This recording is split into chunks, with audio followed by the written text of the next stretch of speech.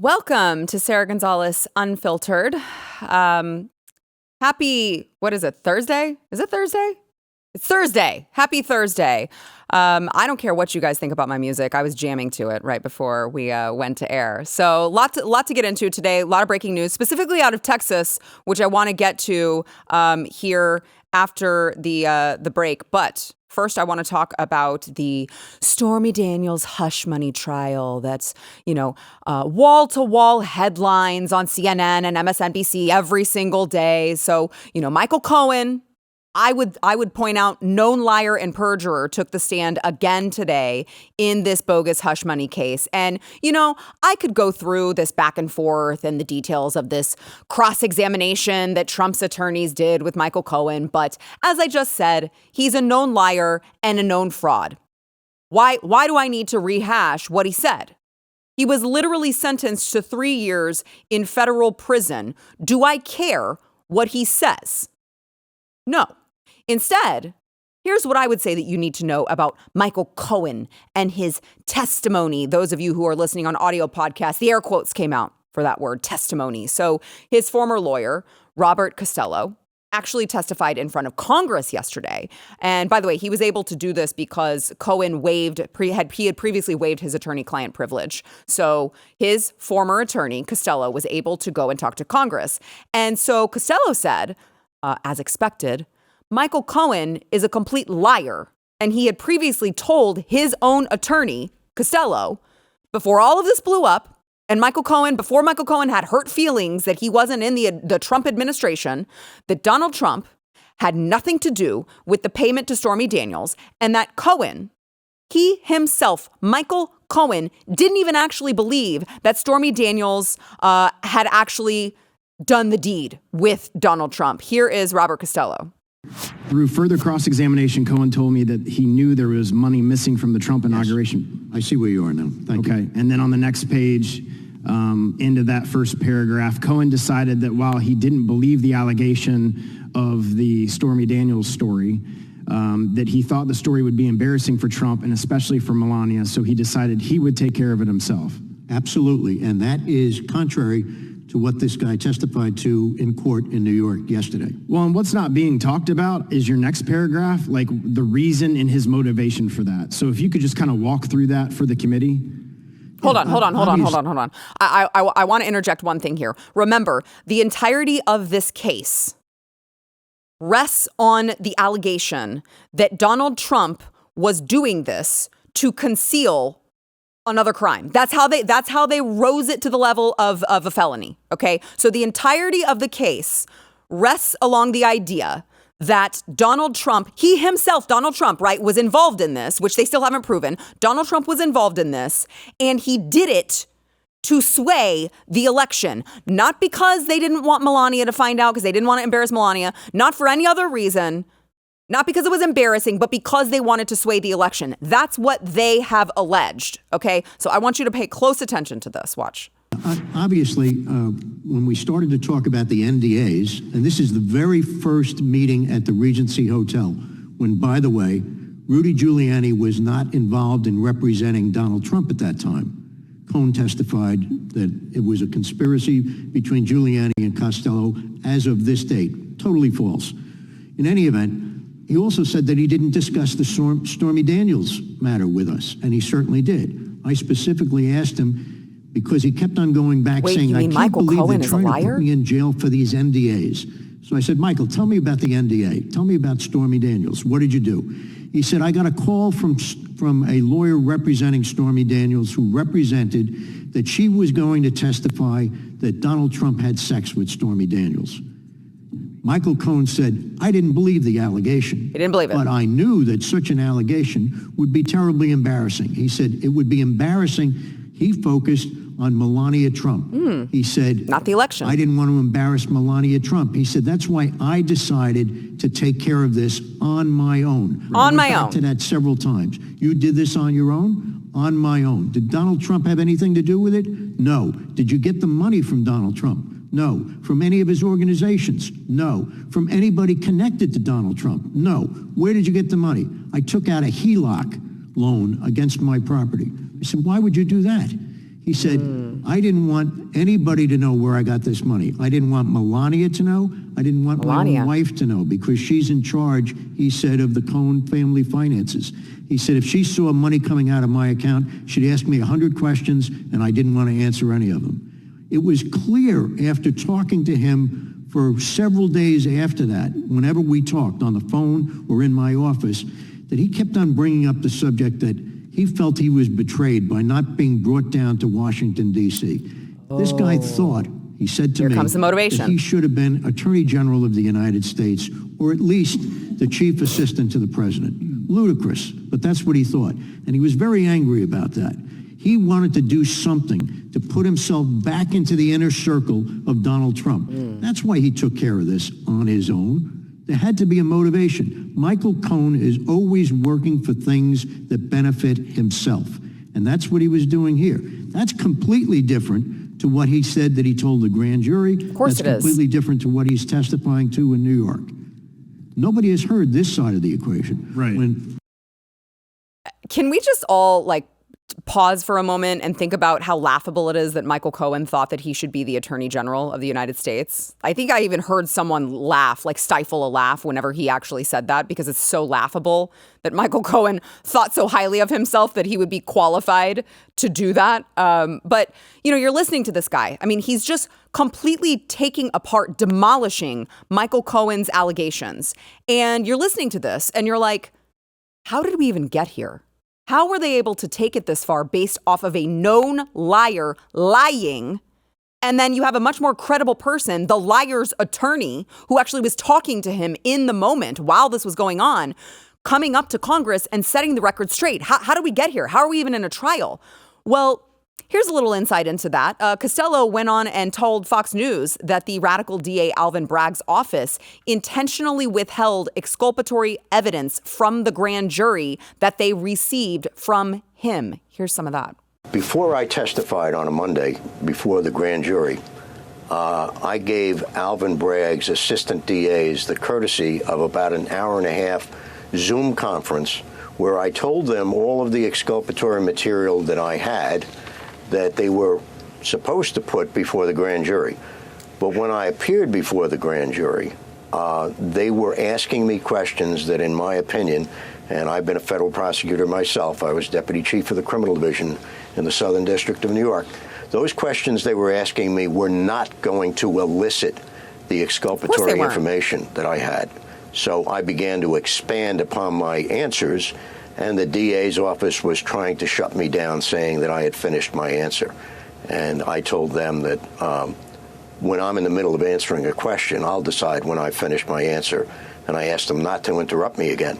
But basically, they only put in a small cherry-picked group of emails. I presented maybe 200 to 300 emails and text messages to them. I had them with me, luckily, in chronological order.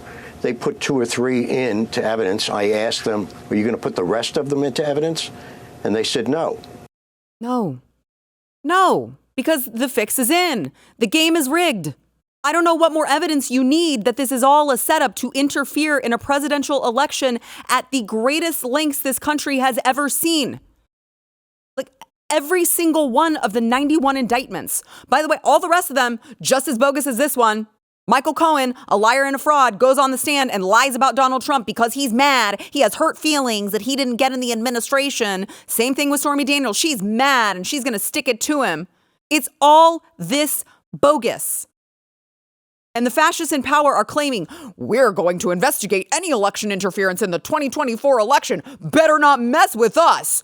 We care about America. We're going to take this very seriously. The fascists in power who are claiming that right now, they are literally engaging in the greatest election interference scam of all time that this country has ever seen. Because it's not just the weaponization of the judicial system against Donald Trump.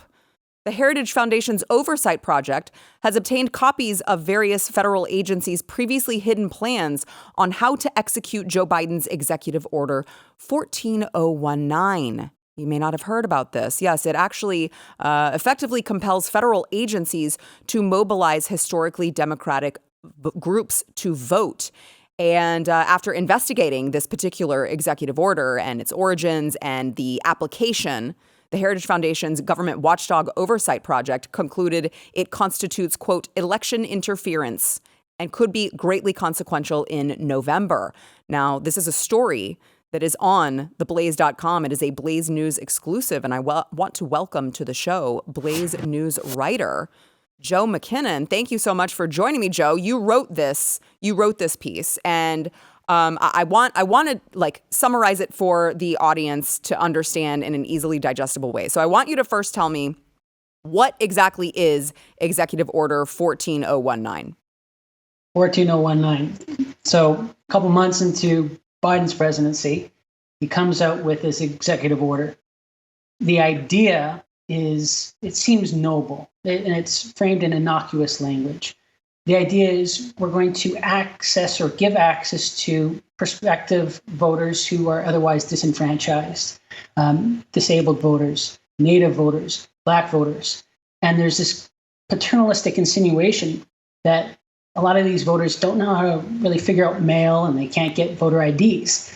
So the idea, again, Biden, in all his infinite wisdom, it's incumbent upon his administration to reach out to these people, to go, particularly the agencies that deal with the American public on a daily basis.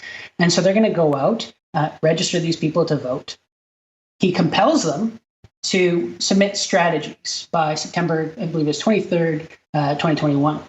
And these are all kept under wraps. No transparency here. It's opacity all the way through. In fact, you mentioned Oversight Project, which is with the Heritage Foundation, done a phenomenal job. 1,600 or more FOIA requests. Wow! So this is all done cloak and dagger, but it's nationwide. They're going to roll it out virtually anywhere they can. And again, going back, it seems noble. Voting is a civic right. Some would say a civic duty. So reaching out to these people is a nice idea. However, and you said it off at the outset, they're targeting Democratic or likely Democratic voters. So it's you deal with a lot of hyperbole and doomsdayism in this job, and that's what I've come to expect. But going through what the Oversight Committee has put in this memorandum and in past ones, it is actually alarming. And the Cohen deal, that's something that's on an individual basis, but this is a collective effort involving a lot of players to potentially get Biden reelected, and that's the nice way of putting it, I'd say. Yeah, I mean, Joe, in some cases, you have to almost like give them credit for they always are 20 steps ahead of the Republicans, right? Like they're talking about bringing in illegal immigrants to game the system so that the next census that's taken, they have all of these new representation in these heavily, blue areas who are taking in all of these illegal immigrants. So they're gaming the system there. You're talking about them, covertly bringing in all of these minority groups to vote, registering them to vote because they know that the likelihood of these minorities voting for them is astronomically higher than the minorities voting for the Republicans. Like, you almost have to give them credit. It's so cunning, and it's so, I would say, like, it's pretty smart to do this. Now, it's totally evil. Don't get me wrong. But it does seem to be very smart that they are like 20 steps ahead of anything the Republicans seem to be doing in order to like get out the vote. You have to take your opponents, your adversaries, deadly seriously. And they're shrewd. It's been attributed to Biden, but there's a group called Demos. A founding board member was none other than Barack Obama. This is a group that in 2017 demanded that President Trump be investigated for possible criminality. The pretext was just all nonsense, a debunked lie. But so this group had in 2020 and again, it's close to the Biden-Harris administration. It lay out the blueprint for this scheme, and it was all under the guise, the umbrella, the rhetorical umbrella of inclusivity. We want to reach out to all these people. But if you look at who they're reaching out to, they're not looking at red areas. They're not looking at, there's no neutrality here. Just the groups named in the executive order. And those aren't the groups they're trying to hide. They lean predominantly to the left. I believe black voters and prospective black voters in the United States, it's somewhere around 83% Democratic leaning. And then when you get to various tribal nations, I believe there's a similar imbalance. Then you look at who they're trying to mobilize, who they're trying to register. And that comes out in the Oversight Project's new report, where you quickly realize that they're not looking at 1,000 here, 1,000 there. They're looking at millions. Demos said they hope to pick up about 3 million potential voters a year. Mike Howell, he's the executive director at Oversight, he suggests it's far more. And then if you look at some of the correspondences they've made public today, I would say the scales more. They talk about in one Department of Education correspondence where you have AFD, American Federation of Teachers, and the NEA, among other Democratic aligned outfits, recommending that as part of this EO, there was, actually I have it saved for you right here because it's pretty insidious. And I want to get it right. Here we are. So they want to include check-the-box automatic voter registration for individuals applying for federal financial aid via the free application for federal student aid process. They note that this is potentially 20 million Americans, as they have 20 million American email addresses, people currently in post-secondary education system. And so when you turn out the vote, and college students aren't exactly Republican, deep red Republicans. So they can easily turn the tide in this very close election where I believe Morning Consult suggests Trump's now in the lead in the polls.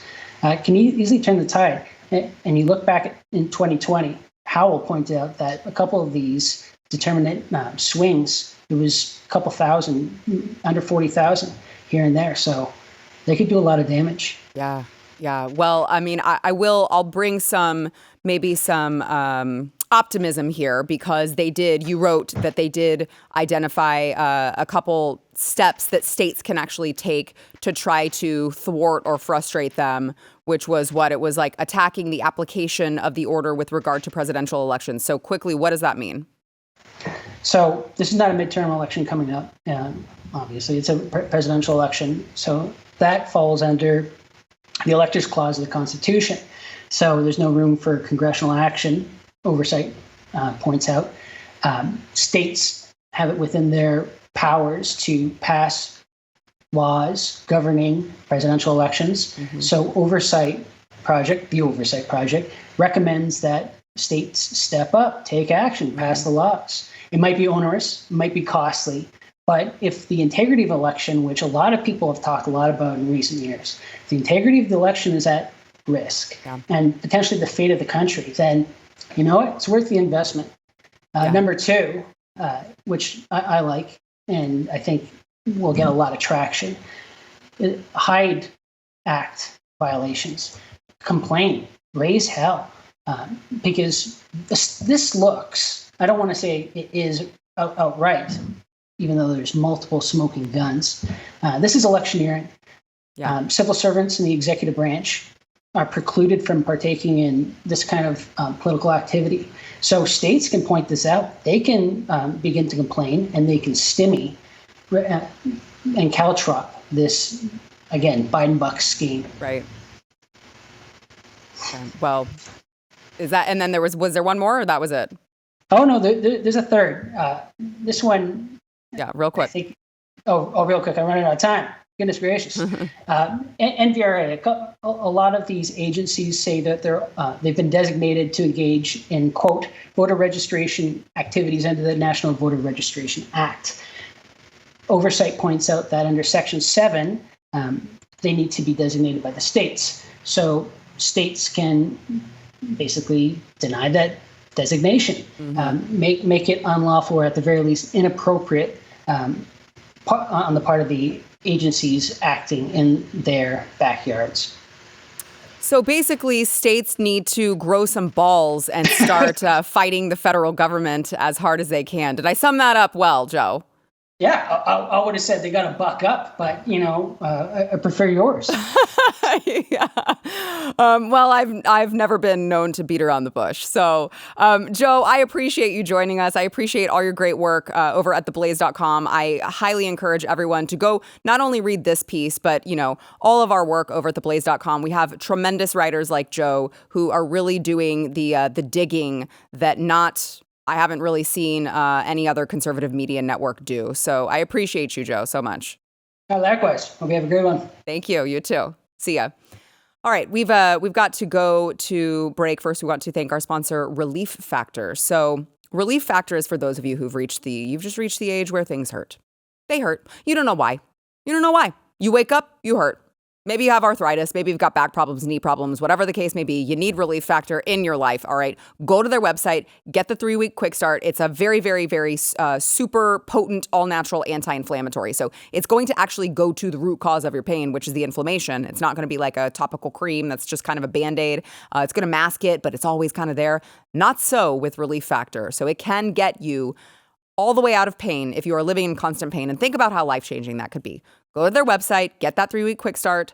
It's $19.95, but they've got a feel better or your money back guarantee. So you are out nothing except potentially your pain. You can go to relieffactor.com to get that 3-week quick start, relieffactor.com.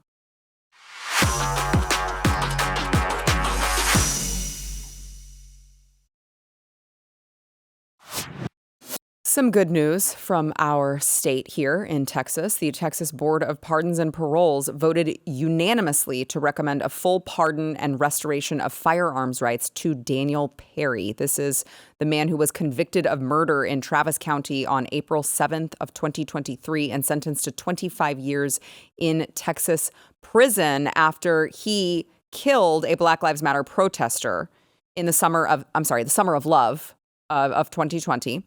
And he had been in prison since then. Of course, he argued that this was self-defense, but Texas Board of Pardons suggests otherwise and has sent this to Governor Abbott, who has already signed the pardon. So congratulations to Daniel Perry.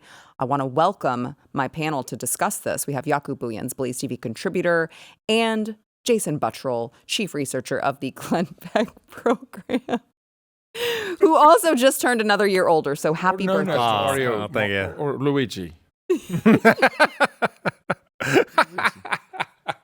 Dork. So I want to play the scene where these Black Lives Matters protesters approached his vehicle, Daniel Perry, who was driving Uber. Black Lives Matter rioters. I'm sorry. You're right. I should never use the term protester when we're talking about the Summer of Love. The Black Lives Matter rioters on the streets of downtown Austin. And I want to play, he was acting as an Uber, or he was working as an Uber, I should say. And he says that the man that he killed approached him with an AK-47, which, by the way, police had already confirmed that during these protests that they had already warned this particular gentleman that he was wielding his AK-47 in a very dangerous fashion and that he needed to watch it. And this was one of the same men who approached Daniel Perry while he was driving Uber in downtown Austin. Here is some of that chaos. Watch.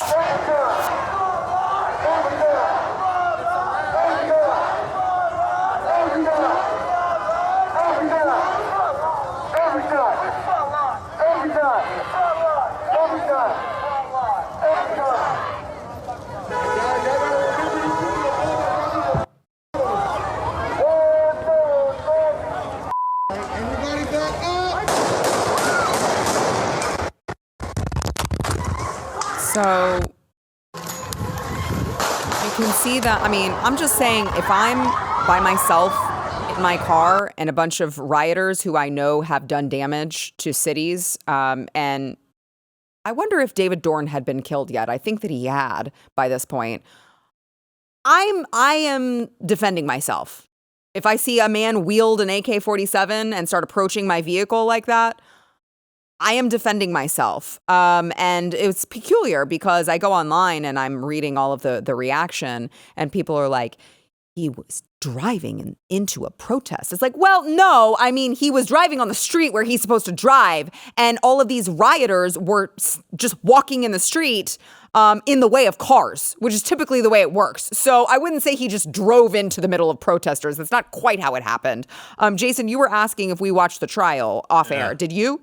Oh, yeah. Okay, so give us the scoop, because I didn't watch it. Yeah, watching this trial, I was like, no way he gets convicted. Absolutely no way. This is dumb. This is for show. He's going to get let go. And I thought that it was obvious that, that everyone knew he was just going to get released. Right. And then that was going to be more excuse for them to riot even more. That's what I was thinking. Mm-hmm. No way did I think he was going to get convicted based off that. Now, I want you but if you talk about looking online, go read the Wikipedia thing of that, the murder of Garrett Foster. The murder, Perry drove into the protest and then, just killed, wasn't it Foster? Is that his name? Garrett Foster, yeah. And just murdered Foster.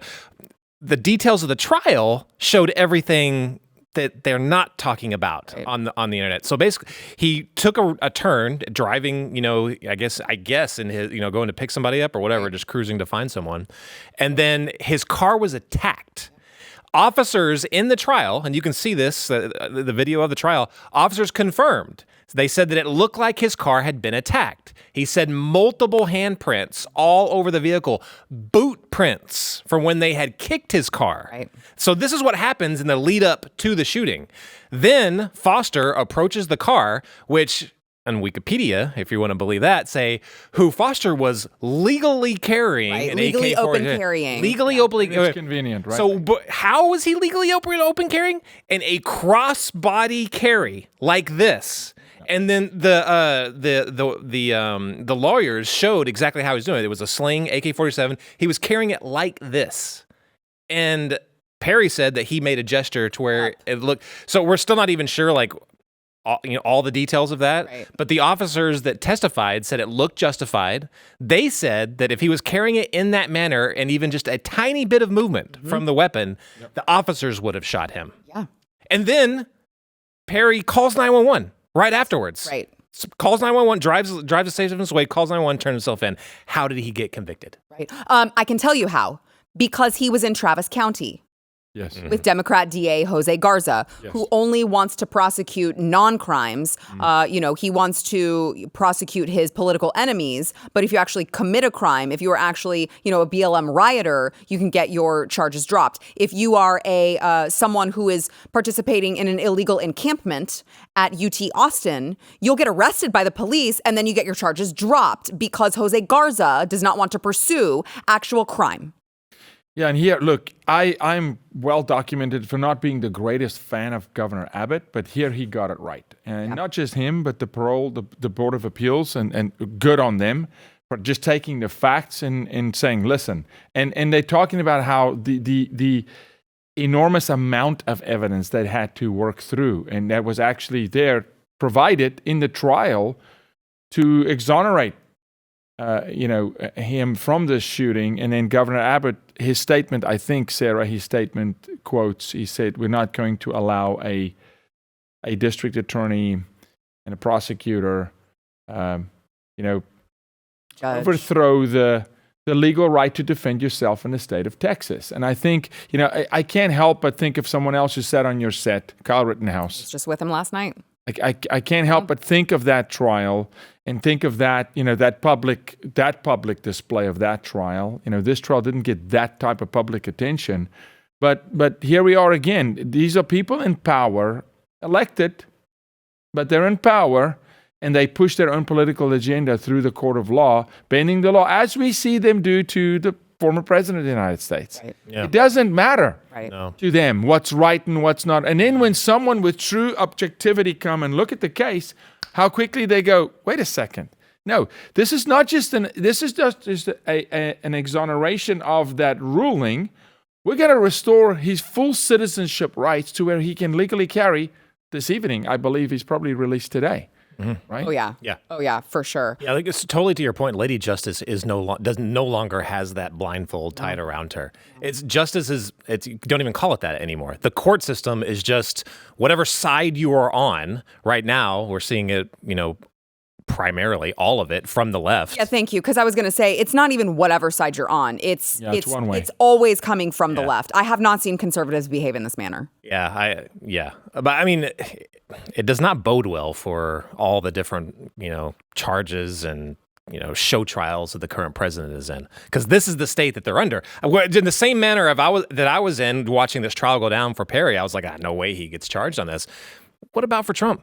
I mean, even now, the one right now, and with Bragg, it seems ridiculous. It's a show trial. All the witnesses have hurt their case, not helped it. So at the beginning of the show, I played like a 3.5-minute clip of Michael Cohen's former attorney, Robert Costello, who he waived attorney-client privilege, so he was allowed to talk. He told Congress, Michael Cohen already told me, he didn't even believe Stormy Daniels' allegation. He just knew that regardless of whether or not it was true, it was going to be embarrassing for Melania, and he wanted it to go away, and he took it upon himself to go and pay. He said Donald Trump was not involved at all. I mean, total contrary to what he's saying now. And it's like, do you know why this even came to be? Why did this even come to trial? Because the DA's office withheld exculpatory evidence from the grand jury. Yes. This guy gave them all of this evidence that was exculpatory evidence for Donald Trump, and they just didn't show it to the grand jury. That's how badly they've weaponized the justice system. It doesn't matter in New York. We see this in every case. We pull up any case you want. You want to pull up the Epstein case, the Maxwell case. What's going down with Diddy at the moment? They hide evidence. The Hunter Biden case. There's so much evidence that the FBI and then the justice system just makes go away when it suits them. And look, they're trying and they're aiming at finding something and making it stick. What's not been a sham trial? The trial against Trump for his business fraud that he got slapped on the wrist for, and then he had to pay hundreds of millions of dollars. I mean, and everybody is leaving New York going, this is how business is done in banking. Yeah. Right. Yeah. All right, let's go ahead, and we got to take a quick break, and then we've got a lot more to get to. But I want to remind you guys, the elections are coming up, and I'm just saying things are going to get even crazier than they already are, especially when it comes to things like freedom of speech and how hypocritical the left is when it comes to freedom of speech. And as we're talking about the weaponization of the justice system, is Donald Trump going to be thrown in prison? I'd say things are about to get a lot crazier, and big tech is doing everything in their power to suppress the truth.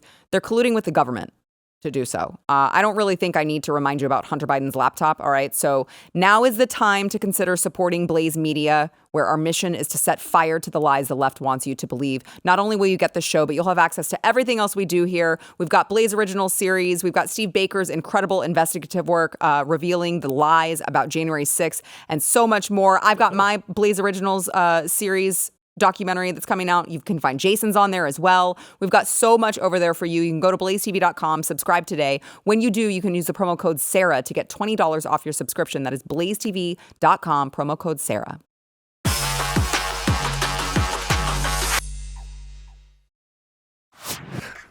So Kansas City Chiefs kicker Harrison Butker has been in the news. I don't think he thought that he was going to create such a firestorm, but he did. We covered his comments on abortion. He was, of course, giving the commencement address at a private college in Kansas, and he was talking about, the current administration's attack on infants in the womb, which is actually happening.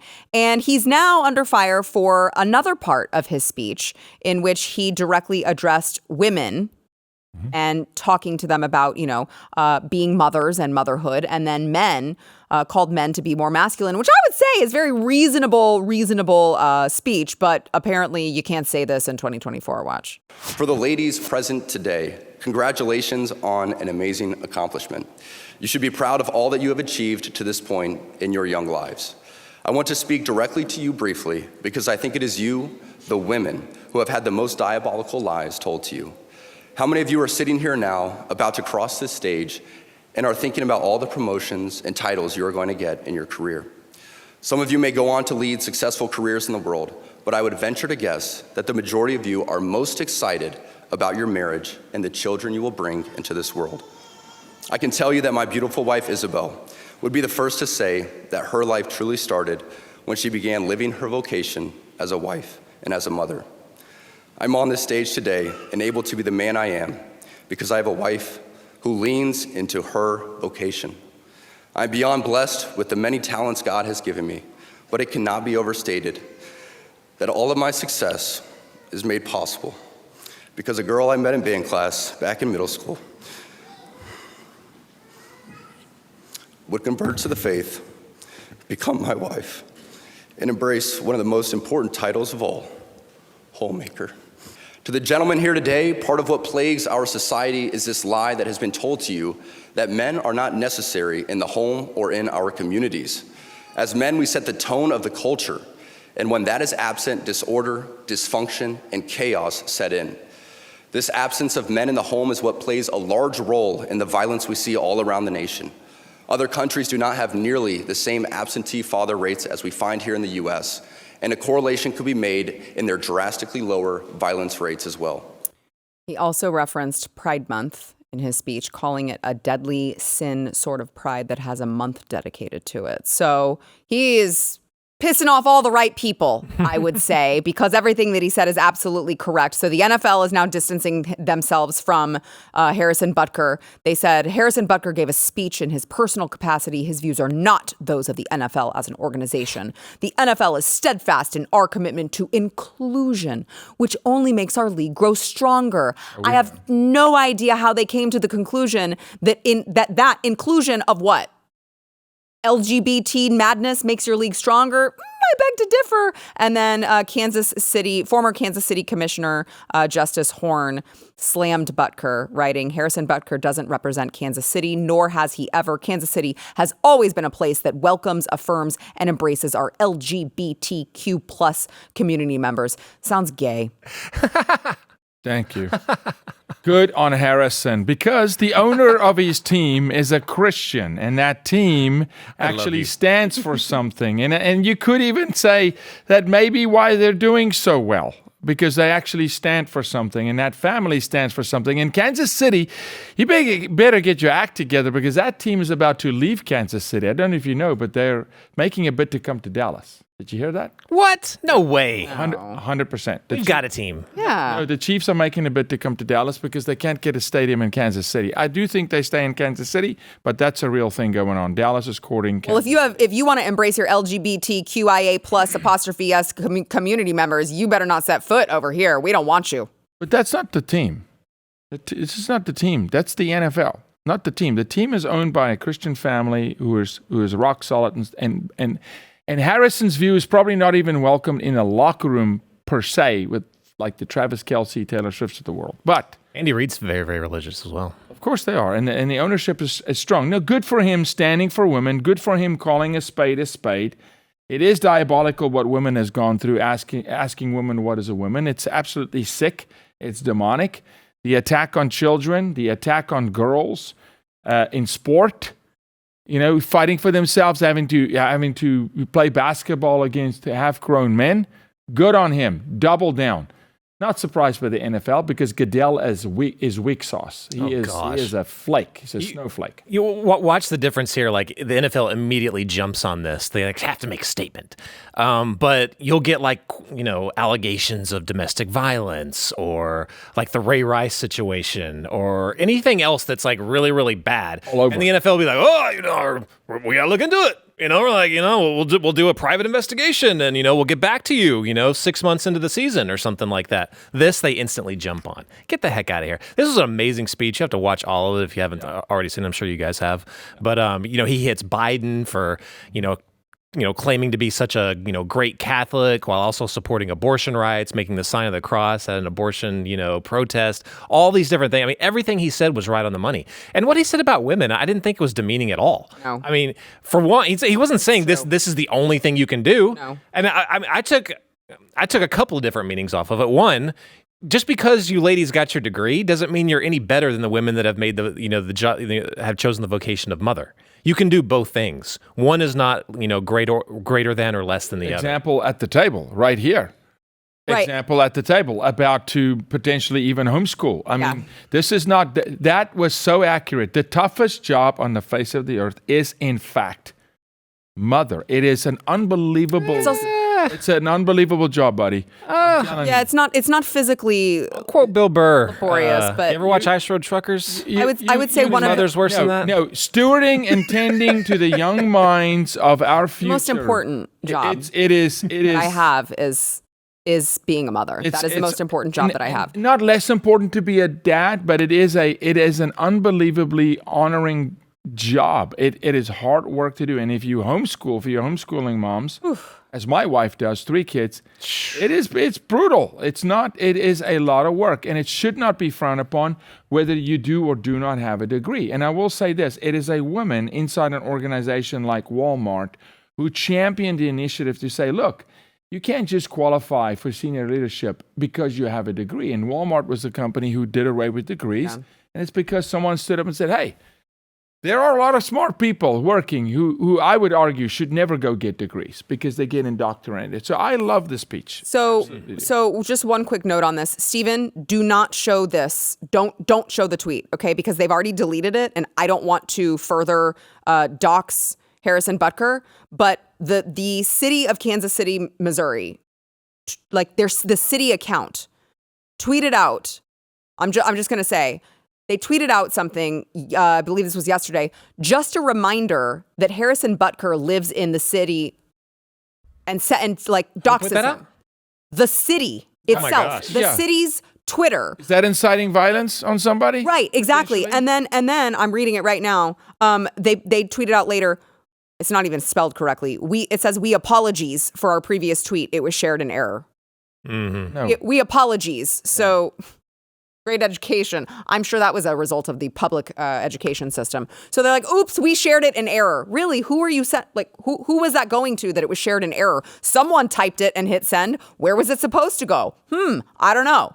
So the Missouri Attorney General is demanding accountability for that. He said, my office is demanding accountability after Kansas City doxed Harrison Butker last night for daring to express his religious beliefs. I will enforce the Missouri Human Rights Act to ensure Missourians are, is that how you say it? Missourians are not targeted for their free exercise of religion. Stay tuned, and stay tuned we will. We've got to take a break. We'll be right back.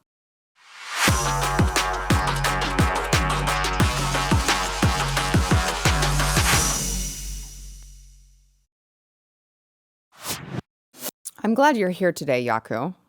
We just read news that Jeffrey Epstein's notorious Little Black Book that included hundreds of the, dead pedos' contacts has been put up for auction. So it's supposed to go for as much as $200,000 after previously being bought by an investigator on eBay for $425, which I guess he's gonna. That's a good investment for him, I guess. When's the auction? I don't know.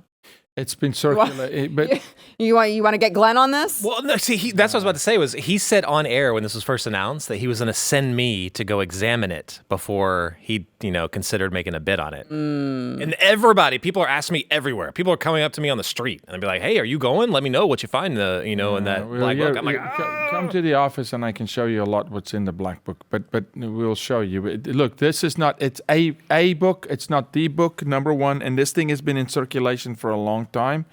If you ask me, drive down to your closest little vegan shop and you'll get a whole lot of nothing burger. Nothing will come from it. Mm-hmm. I agree with you. It is also not lost on me that the man who currently has it said that he's trying to sell it because he feels uneasy about owning such an evil book, which is like, that's what you're admitting, and you want someone else to pay you $200,000 for it? That seems odd. No. Can I say I'm uneasy about this thing in multiple ways, but like in the same way that remember when all the court docs were getting unsealed, and then there was like nonstop, especially on social media, they were like, "These are the new names mentioned in the Epstein files." Well, so like 99% of the names were just like, "Oh yeah, we're going over to Rihanna's house, later for a party," which there was about 50,000 people there. Incriminating in it, right? But the way it was being presented, Exactly. Yes. and that's what I fear about this. If you remember the judge saying when she ordered for those names to be unsealed, right? She said, "I'm not releasing any name that had not been circulated in the media," and they actually gave a month's notice to any name for their lawyers to say you've got to keep names sealed, and those names stayed sealed. Yeah. So it's a game. It's this game. It's this shell game. What's really incriminating is what you want to see is the video footage that Epstein had in the New York mansion that the FBI seized, the video, and they have it. And they have had it. See, the interviews with the pilots that has never come out. Interviews with the ground staff at Epstein Island, those who worked, the janitor, none of that stuff. And there's interviews for that. That's the stuff. Exactly. That's exactly what I'm getting. I feel like they're almost intentionally trying to water down and throw stuff out, like just throw stuff out. There's not really much. To obfuscate. This is too important to screw up. Yeah. This is too important to let them run some kind of influence operation to make us, eventually to make us drown in all this other pointless information. If you really think about it, it's how this country has always handled matters like this. To be real, JFK, anything. I mean, think of how this country deals with these things. The FBI, how they do it. They never come and say, smoking gun, here it is, and it pans out to be smoking gun. No, it's shell game. It's this. This book is for sale now, but we promise you it's got everything that holds all of Hollywood accountable, and it's up for auction. Come on. Yeah. For a New York second, you want to think that's the smoking gun? No, man. Someone's about to get swindled out of $200K. I'm just saying. Yep. All right, we got to take a quick break. We'll be right back.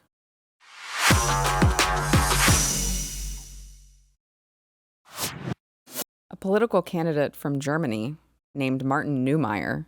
Oh, God. Has filmed himself licking public toilets of a railway station and posted it. And I had to see it, so now you do too. Oh, no. I cannot. No. No! Oh, no! No! On the inside. On the inside of it.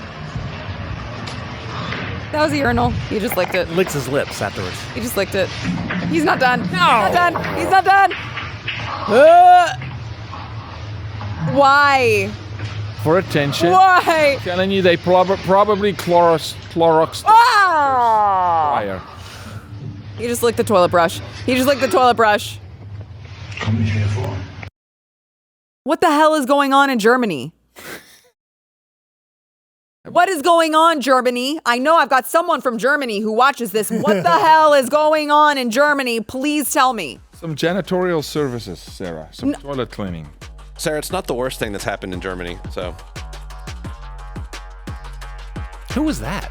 Where'd that voice even come from? What is that? What?